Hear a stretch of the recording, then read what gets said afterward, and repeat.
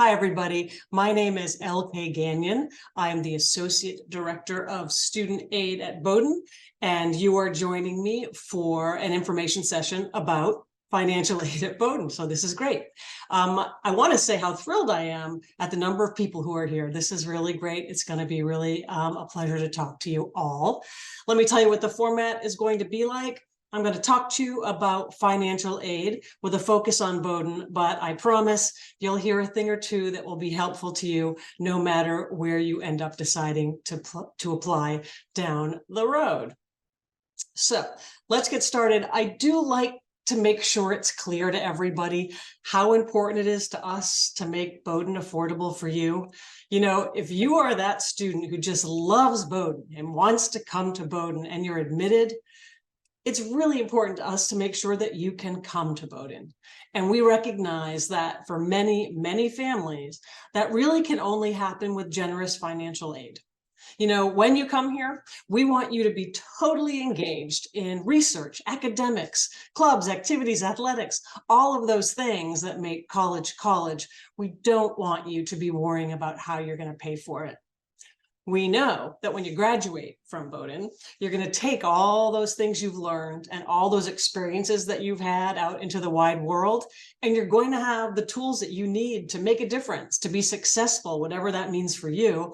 And feeling like we're part of that journey at the very beginning is really great for us. So that's my soapbox. I just wanted you to know that. Let's get started, though, talking about financial aid at Bowdoin. Oh, I forgot to tell you something. I'm going to go back. When I finish the presentation, I'm going to answer as many of your questions as I can.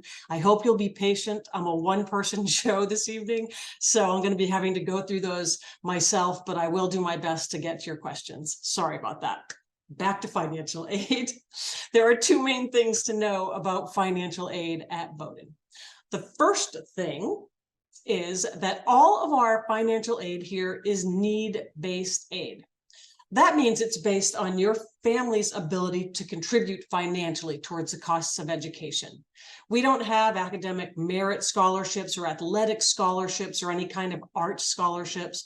All of our aid is based on your family finances and their ability to pitch in toward the costs of college. So that's the number one thing to remember. Financial aid at Bowdoin is need-based aid. Now, the second really important thing to know is that we will meet 100% of your family's demonstrated need, and we will do that with grants, not with loans. Now, remember, grants don't need to be paid back, but loans do. We're pretty proud to be a no-loan school here, and what that means is that we will never use loans to meet your family's need. We will always meet the need with grants that don't need to be paid back. So that's the number two thing to know. We will meet 100% of your family's demonstrated need with grants. Honestly, if those are the two things you remember from this presentation, I'll be pretty happy. Now, when it comes time to apply for financial aid here, you'll find that the process is pretty much what you'll see at any other similar college. We're going to ask you to apply for aid each year. And if you are a U.S. citizen or an eligible non-citizen, you'll first be asked to complete the FAFSA. Now, the FAFSA is an online aid application, which is used to determine your eligibility for federal aid. That's things like the Pell Grant. Now, I'm sure that many of you have heard that the FAFSA has been delayed until around the end of December. And I can understand that some of you, or if not many, are concerned about how that will impact your financial aid. Or if you're planning on applying early decision, you may be concerned that even if you're admitted, you won't be able to find out what your financial aid is going to look like until that FAFSA has become available. Well, I am here to tell you, don't worry about it. I promise you. Yes, you're going to have to do the FAFSA later, but in the meantime, we're actually going to also ask you for the CSS profile, which we do every year, and that's used to determine your eligibility for aid from the college. We're also able to estimate what your federal need might be. And remember, since we meet 100% of your family's demonstrated need we're going to meet that whether you have federal aid or not. So as long as the rest of your financial aid application is complete, when you are admitted early decision, you will also receive your financial aid notice at the same time. I promise. So yeah, you're going to have to do the FAFSA later, but it's not going to hold us up at all. So you can sort of stop worrying about that one issue. So back to how you apply for aid. We talked about the FAFSA, and I mentioned that you'll also have to do the CSS profile. In addition to that, we're going to ask you to submit supporting federal tax documents, and those will be from the tax year 2022. Now, if you are an ineligible non-citizen living in the US, you won't need to complete the FAFSA, but we will ask you to complete the CSS profile, and again, to submit those supporting tax financial documents. And if you are a Canadian student, you will need to complete the CSS profile and also to submit your Canadian federal tax documents.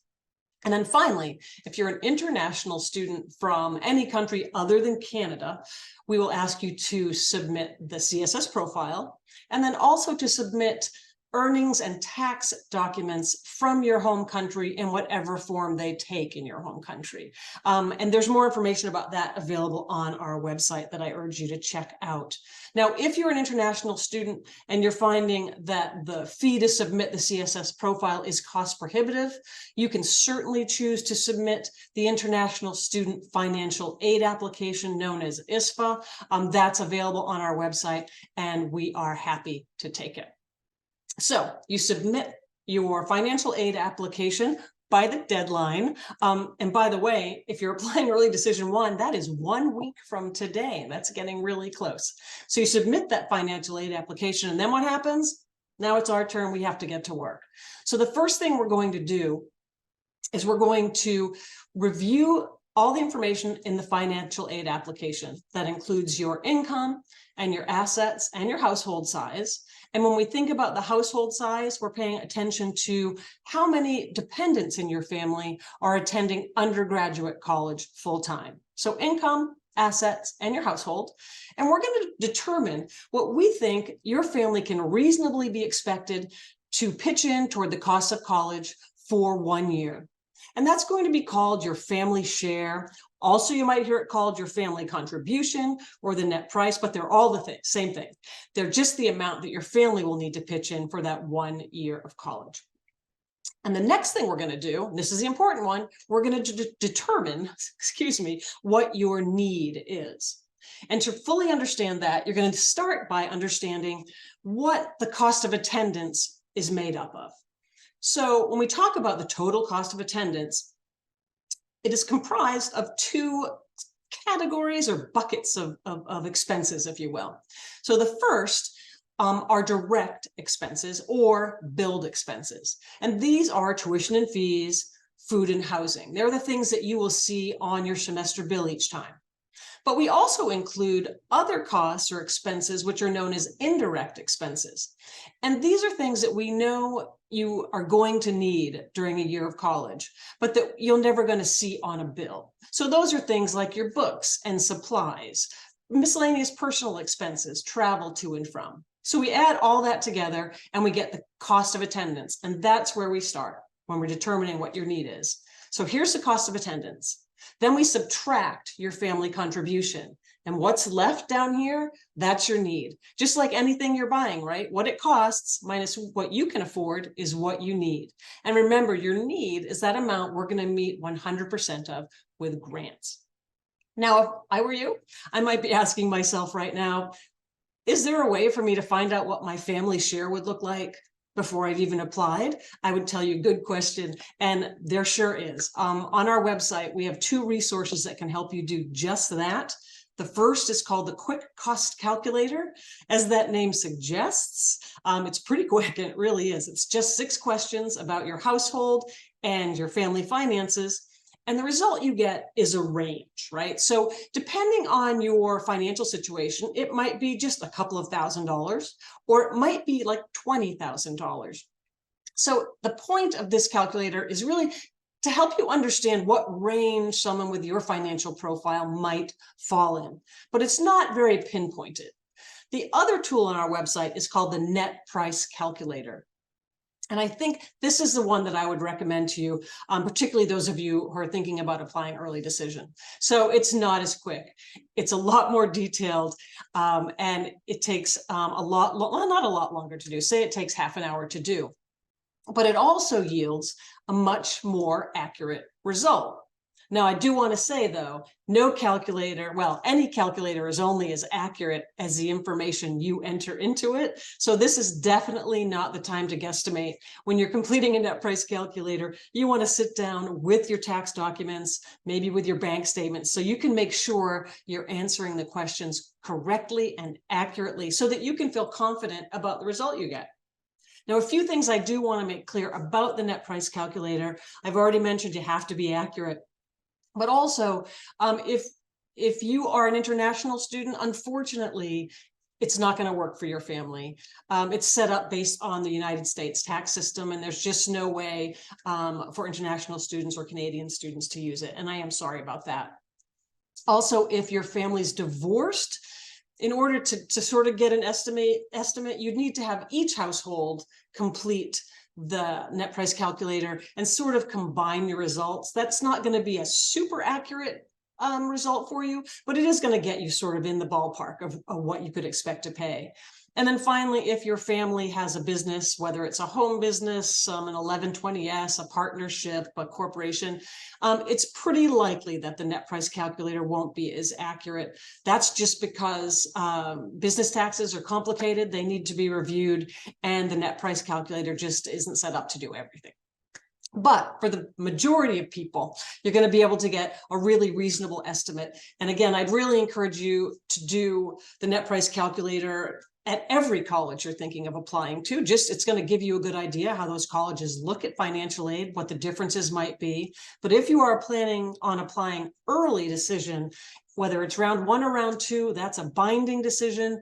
You want to make sure that you don't have any sort of surprises when you get that aid letter. So I would definitely encourage you to make sure you're doing the net price calculator at least where you are going to apply for early decision. All right, so I want to talk a little bit about financing too. So when it comes time to pay that first semester bill, you might want to know about some of the opportunities available to you or options available to you for financing at Bowdoin. The first one I'm going to mention, I hope clears up any confusion. I mentioned, remember way back at the beginning when there were 2 things I needed you to remember? That second one was that we don't use loans to meet need. That is correct. We'll never do that, but it doesn't mean you can't borrow loans if you want to. Of course you can. We work with federal student loans and federal Parent Plus loans all of the time, and we're happy to help you with that. If that's something you choose to do, once or throughout the time you're at Bowdoin, happy to help you with that. And also, if you're a family that's planning on paying some or part of your college costs with cash flow, good for you to know that we do have a payment plan at Bowdoin. So you set it up each semester, and you can spread your payments out over 3 to 5 months, depending on when you sign up for it. And there's no interest involved with a payment plan. There's a small fee up front, but that's a good opportunity for folks who want to make use of cash flow to make that happen. And then the last thing I want to mention about financing is directly aimed at the students who are here tonight. I know that college is expensive. It can be a real strain for families. We all recognize that to be the case. And I imagine that you're trying to think of ways that you can help alleviate that stress, whether that means working extra hours in the summer or whatever you choose to do.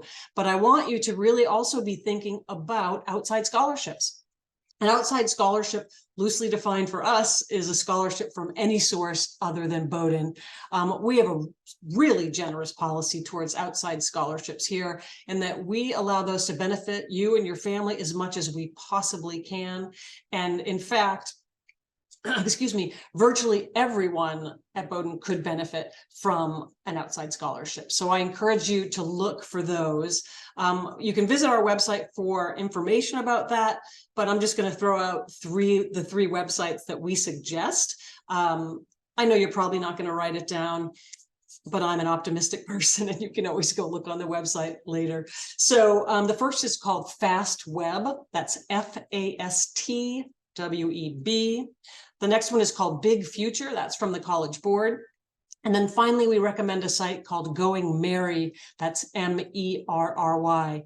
Those three places are great sources of sort of statewide, national, and even international scholarships for which you can apply. And don't forget, you can always check with your high school guidance or college counselor. They probably know about more local and regional opportunities for outside scholarships. So please consider doing that.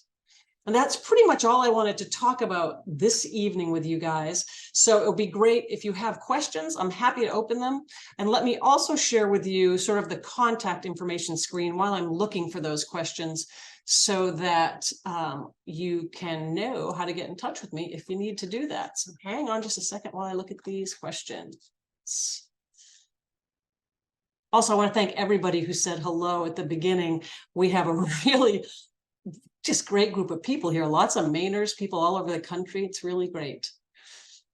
Let's see. Trying to scroll all the way down to questions.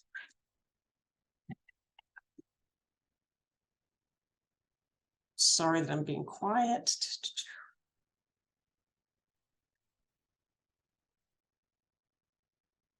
Okay, here is one. Okay. I already explained about that ED students will absolutely, if your application is complete, you will get your aid notice at the same time. So no worries about that one. Next one is my kids are twins. Okay, let's see. Okay, so they've heard that the FAFSA change is not going to take into consideration having more than one student in college at a time. And they want to know how we are going to deal with that. And we actually are going to take into account the number of dependents who are attending college full time. So if you have two, there will be sort of the standard discount for having that second.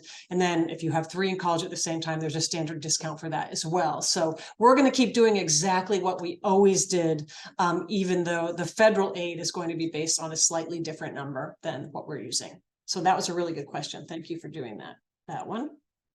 Let's see. I'm sorry that I don't have someone helping me tonight, but you guys are being really patient.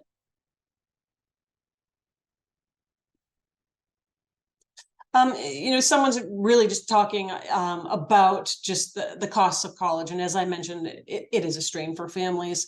And I would suggest to that family that you go ahead and see what the net price calculator is saying in terms of your specific family. And then if you want to talk more about that, you can reach out to our office to talk specifics about that if you'd like to. Somebody would like to know if being low income helps them qualifying for admission versus regular decision. So here at Bowdoin, I'm speaking for admissions, although I work in financial aid, but at Bowdoin, our admissions are need blind.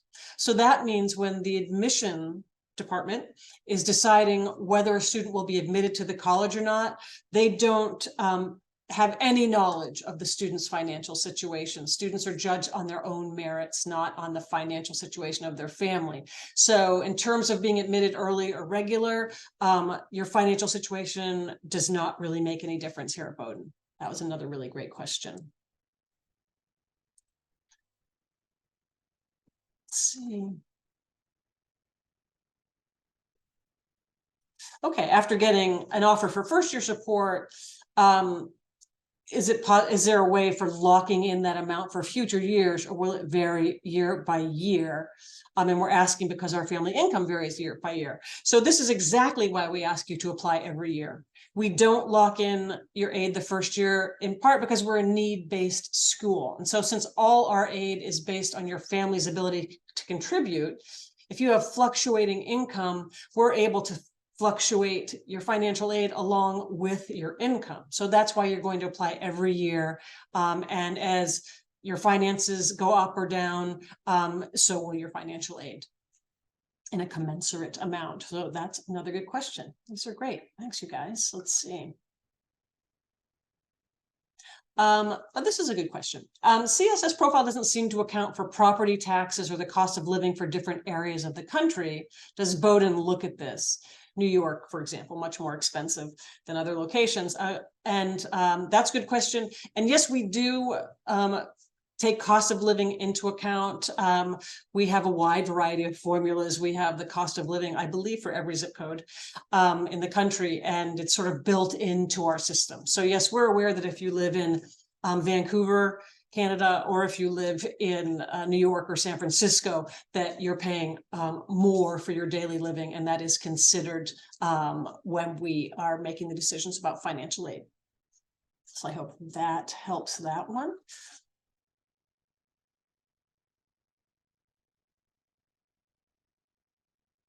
There's a question about small businesses. If they're losing money, it looks like most calculations count it as zero income. Is there an option to show negative income? Not really. Negatives in business are looked at as zero, and we do look at the tax information. So that's the best answer I have for that. I don't think that was the answer you wanted. I'm sorry. Let's see.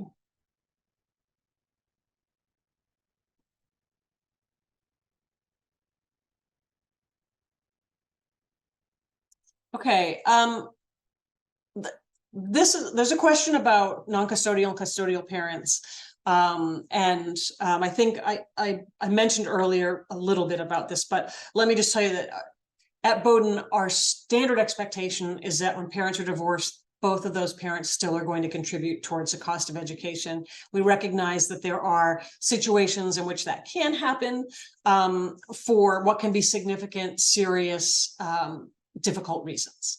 And there is a waiver process for that. There are times when one parent just chooses not to pay, and that's a different situation. So I'd say if you are the person asking that question, I would suggest that you reach out to our office so we can sort of get the details on that. And we can talk to you specifically, and we'll connect you with your actual financial aid counselor for that. So I'm just not comfortable answering that one thoroughly online, but we can do it one-on-one.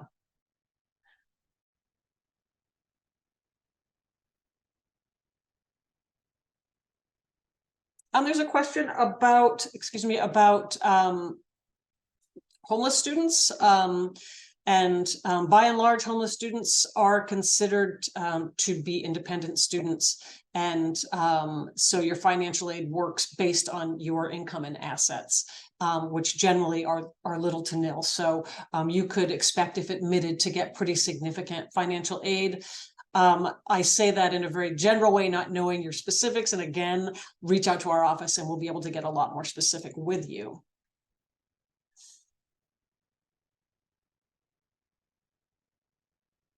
A question just about how to report business taxes if you have more than one business. Answer the questions just as they're asked on the CSS profile, and we will be able to straighten things out when we see your complete federal tax return. So that's just the way to go. You just, if it asks you to list the number of businesses, go ahead and do that. But if it doesn't, then just give one answer and we can figure that out when we get the complete aid application.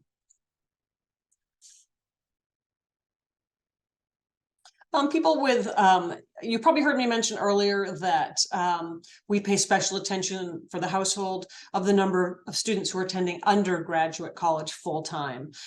There is no kind of concession made for students attending graduate school and those costs. But if that's something a family wants to make sure we are cognizant of, I would encourage you to include it in the special circumstances section of the CSS profile. And that's true with any special circumstance that you want to make sure we understand. Any changes that are coming or that you know have happened, feel free to make liberal use of the special circumstances.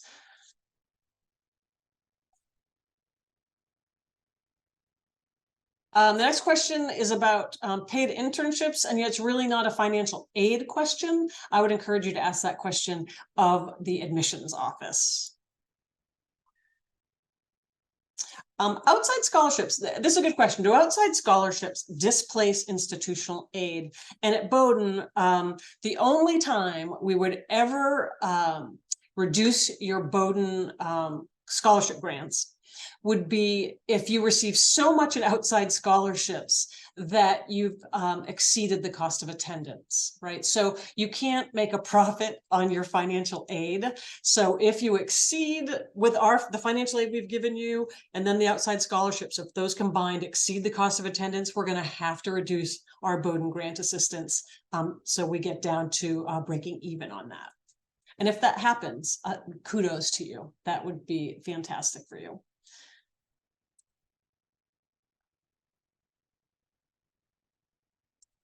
I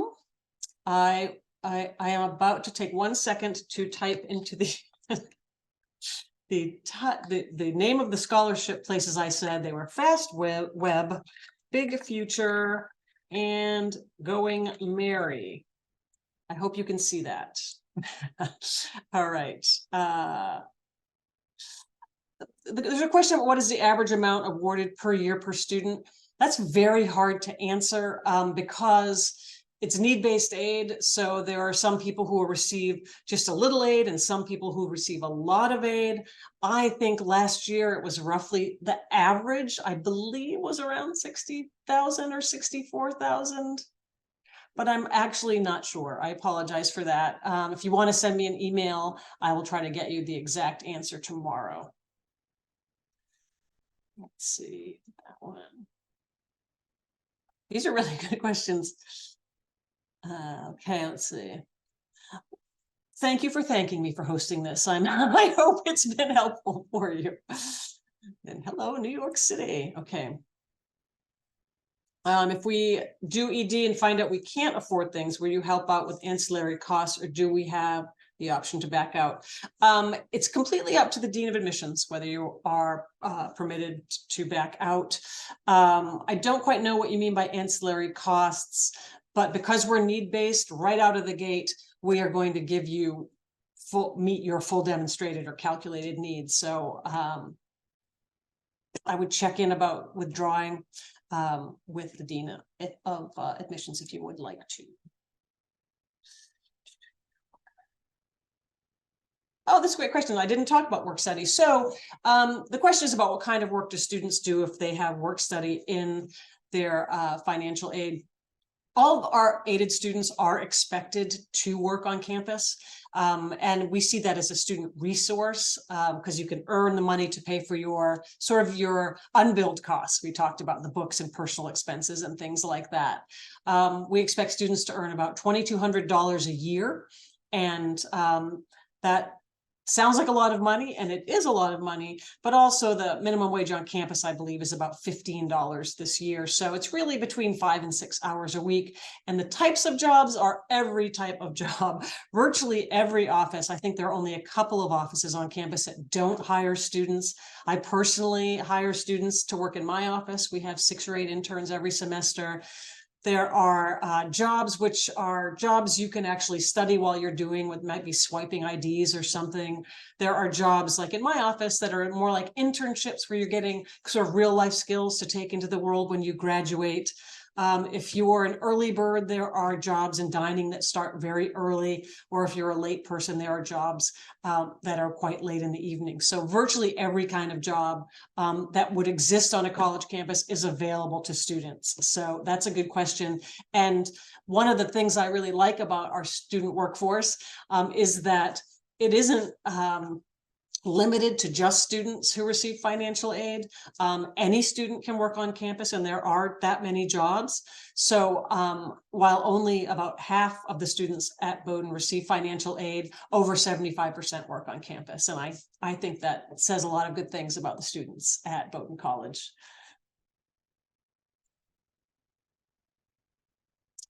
When does a CSS profile need to be submitted? It needs to be submitted by the deadline. So if it's early decision, it needs to be in by November 15th. If it's, oh, I'm going to get this wrong. If it's early decision 2, it's very near the beginning of January. You'd want to check our website. I think it might be the 3rd or 5th. And for regular decision, it's February 1st. CSS. The CSS is a CSS profile, and that is an online financial aid application. If you go to cssprofile.org, that's where you'll find it. And it's what we use at Bowdoin to determine your eligibility for aid from the college.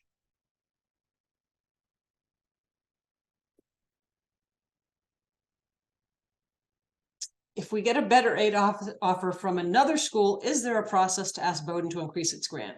Well, obviously that's not an early decision question, because that's not, you can only get one early decision offer. You know, if you're admitted to the college, you will always have the opportunity to appeal your award.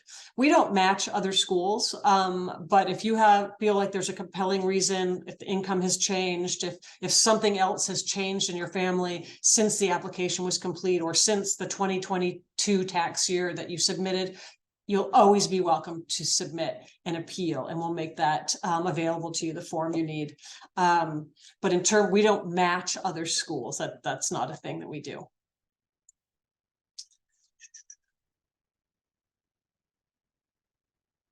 We've been advised by our high school counselor that it makes sense to apply for aid, even if you don't think we'll get it. Do you agree? Yes, I do agree for your first year. I think it doesn't hurt to apply for aid. And if you think there's any chance you'll get some and you feel like you need some, I think you should apply. It's no harm, no foul. We're need blind in admissions. And if you think you might get some, I would go for it. Did I just make a lot of work for myself? Maybe I did. Can I get a financial pre-read before applying? At this point, you cannot. If over the summer between July and November 1st, if you complete a net price calculator, we can, for domestic students, we can look it over and make sure it's accurate and give you an accurate estimate. But after November 1st, we're accepting live applications, and we just really can't do that at that point. So sorry about that, but you should still do the net price calculator. Yes, Bowdoin is need blind for international students. Let's see. Some of these I've answered. Do you need to know if I have received scholarships before admission? No, I do not. You most likely won't even know. You'll keep getting them after that, most likely. Are the grant amounts the same for all 4 years? Okay, I think I explained that about you apply every year, and so your financial aid may change as your income and financial situation changes. Somebody with a question about if you submit a non-custodial waiver request, do you submit that, excuse me, through IDOC or directly kind of to the college?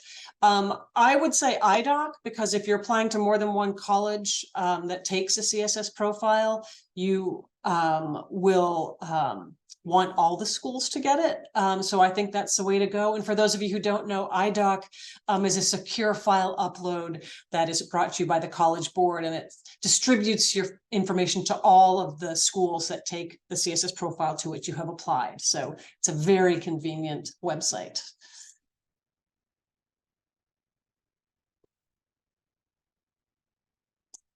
Somebody has a question about inheritances, and that is a very complicated situation. I would encourage you to reach out to our office.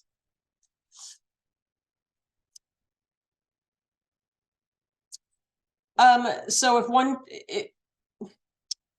somebody who would expect to have 2 in college, but one of them is taking a year off, then the aid will just be based on there being 1 in college. So it will impact your financial aid application, because we're only going to consider 1 in college. So there won't be a discount that you might receive if there were 2 in college.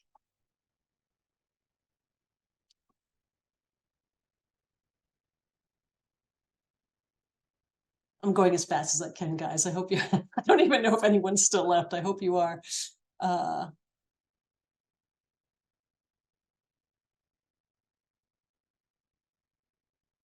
And again, another reason for an appeal is if your finances change. Somebody asked a question about a change in circumstances. And if you have a change in circumstances mid-year, by all means, we want to know about it. So I would tell you to reach out to your aid counselor or to the student aid office, and we would send you appeal information, and we would work together to figure out what we were going to do about that.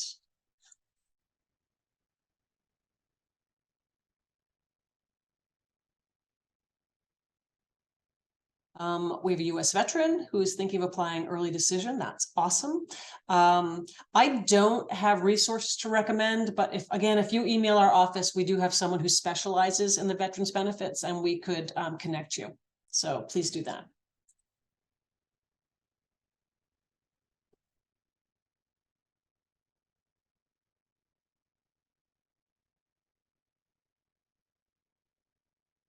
To that one. We're almost at the end, guys. I'm going to do this for 3 more minutes, and then it will be 8:40, and I'm going to let everybody who's stuck around go. Oh, a concern about IDOC having a longish delay. It does tend to be long right at deadlines, but we can see when you submit. So among the information we get is the date you submitted. So don't worry about it. As long as you're submitting before or on the day of the deadline, you're absolutely fine.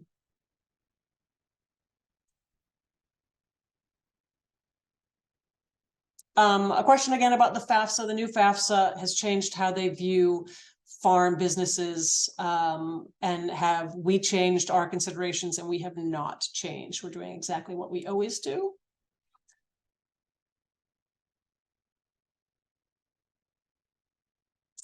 Somebody asked a question. There's a question on the CSS profile asking, how much does my child expect to receive from parents for educational expenses? Do we estimate how much we think we can? And the answer is yes, that's exactly what you do.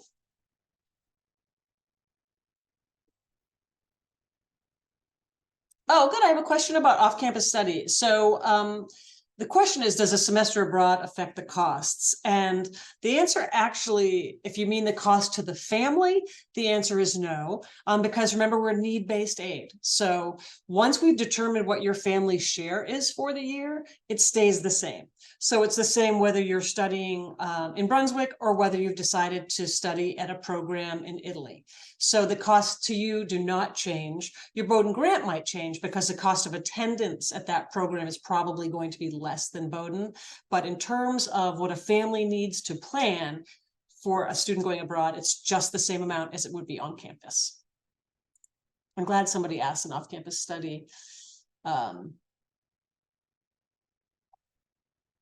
Again, somebody has asked a question about special circumstances, and I would encourage you to include that information in, this is a special needs student, include that information in the special circumstances section of the CSS profile, and or you can always email the financial aid offices to which you're applying.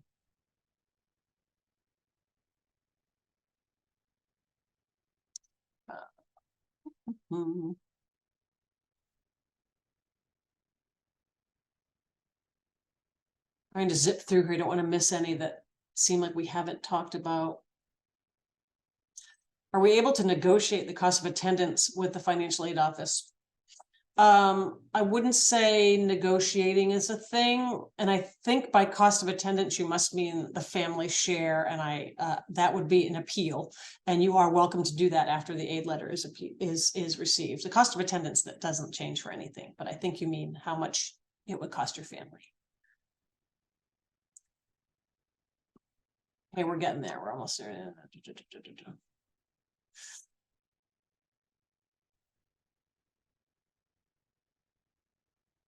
Okay. Somebody asked a question, are there any grants or scholarships specifically for Maine students? And I want to send you to the Finance Authority of Maine, FAME, a fantastic resource for people from Maine. So get out there and check that out, FAME. They will definitely have some information for you. Okay, guys, I think. Okay. Somebody asked a question, is only income considered or are savings and investments considered? And we do consider all assets. So we will consider all of that. All right, folks.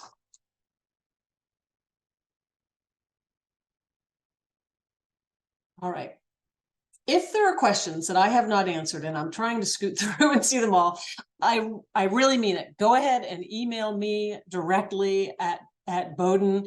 My email address I did not post, but it is my first initial L, my last name Gagnon. You can see up on my picture, LGAGNON at bowdoin.edu. And I will do my darndest to get back to everybody in the next few days. I really will.